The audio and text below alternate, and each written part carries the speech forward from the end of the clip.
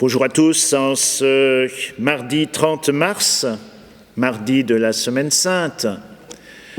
Aujourd'hui se célébrera à Annecy la messe chrismale autour de notre évêque, mais nous prendrons quant à nous la méditation de l'évangile du jour, méditation que j'ai intitulée « Le traître ».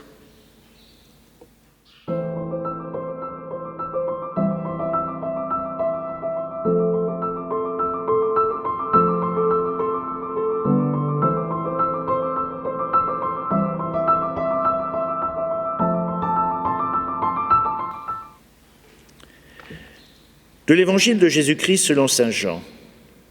En ce temps-là, au cours du repas que Jésus prenait avec ses disciples, il fut bouleversé et il rendit ce témoignage. « Amen, amen, je vous le dis, l'un de vous me livrera. » Les disciples se regardaient les uns les autres avec embarras, ne sachant pas de qui Jésus parlait. Il y avait à table, appuyé contre Jésus, l'un de ses disciples, celui que Jésus aimait. Simon-Pierre lui fait signe de demander à Jésus de qui il veut parler. Le disciple se penche donc sur la poitrine de Jésus et lui dit « Seigneur, qui est-ce » Jésus lui répond « C'est celui à qui je donnerai la bouchée que je vais tremper dans le plat. » Il trempe la bouchée et la donne à Judas, fils de Simon l'Iscariote. Et quand Judas eut pris la bouchée, Satan entra en lui. Jésus lui dit alors « Ce que tu fais, fais-le vite. » Mais aucun des convives ne comprit pourquoi il lui avait dit cela. Comme Judas tenait la bourse commune, certains pensèrent que Jésus voulait lui dire d'acheter ce qu'il fallait pour la fête ou de donner quelque chose aux pauvres. Judas prit donc la bouchée, sortit aussitôt. Or, il faisait nuit. Quand il fut sorti, Jésus déclara « Maintenant, le Fils de l'homme est glorifié et Dieu est glorifié en lui. Si Dieu est glorifié en lui, Dieu aussi le glorifiera et il le glorifiera bientôt. Petits enfants, c'est pour peu de temps encore que je suis avec vous. Vous me chercherez et comme je l'ai dit aux Juifs, là où je vais, vous ne pouvez pas aller. Je vous le dis maintenant à vous aussi. » Simon-Pierre lui dit « Seigneur, où vas-tu » Jésus lui répondit « Là où je vais, tu ne peux pas me suivre maintenant, tu me suivras plus tard. » Pierre lui dit « Seigneur, pourquoi ne puis-je te suivre à présent? Je donnerai ma vie pour toi. » Jésus réplique « Tu donneras ta vie pour moi? Amen, amen, je te le dis. Le coq ne chantera pas avant que tu m'aies renié 3 fois. »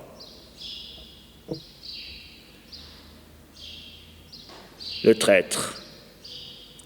Selon les évangiles synoptiques et l'évangile de saint Jean, la cupidité, la possession diabolique seraient les motifs de la trahison de Judas. Pauvre Judas, qui aurait succombé ainsi après 3 années d'un service gratuit à la suite de Jésus à la tentation sordide de vendre son ami. Aujourd'hui, certains exégètes qui scrutent ces textes remarque que la somme de 30 deniers qui aurait été le prix de la trahison est un appât finalement dérisoire. Ils donnent une autre explication de la trahison de Judas. À partir de ce nom de Judas, que l'on appelle aussi l'Iscariote, cette appellation pourrait suggérer qu'il était un sicaire, à savoir un membre de ce parti extrémiste que l'on appelait aussi les Zélotes. Rappelons que le groupe que l'on appellerait aujourd'hui terroriste ne cachait nullement son projet de chasser les occupants romains par des actions violentes. Judas avait peut-être suivi Jésus de bonne foi, avec une espérance qui ne pouvait pas se réaliser.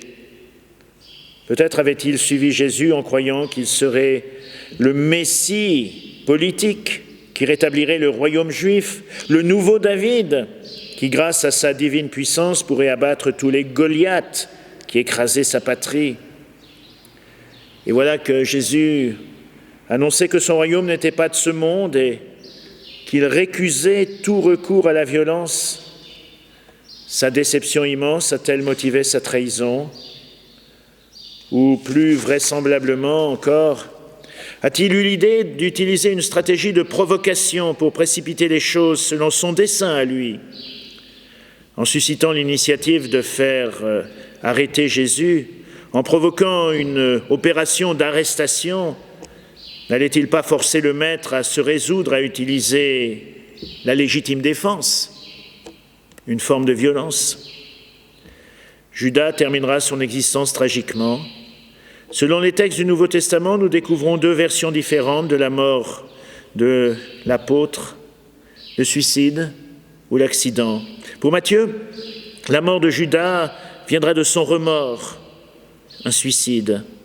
Il se serait pendu après avoir rendu les 30 deniers d'argent au grand prêtre qui les lui avait donnés. Ceux-ci, avec l'argent, achetèrent un champ pour en faire un lieu de sépulture pour les étrangers. Les Actes des Apôtres présentent autrement la mort de Judas, qui serait un accident. Le traître, ayant acquis un champ avec le salaire de son iniquité, serait tombé la tête en avant, et il se serait rompu par le milieu du corps, et toutes ses entrailles se seraient répandues. Description saisissante, destinée sans doute à impressionner. Quelles qu'en soient les raisons, le moment de vérité est arrivé pour Judas dans le passage que nous partageons aujourd'hui. L'Écriture avait prophétisé que sortirait du cercle des proches celui qui trahirait. Il y a un psaume qui disait ça. Même l'ami qui avait ma confiance et partageait mon pain m'a frappé du talon. Jésus a toujours respecté la liberté d'autrui, y compris celle de Judas. La trahison relève de la liberté.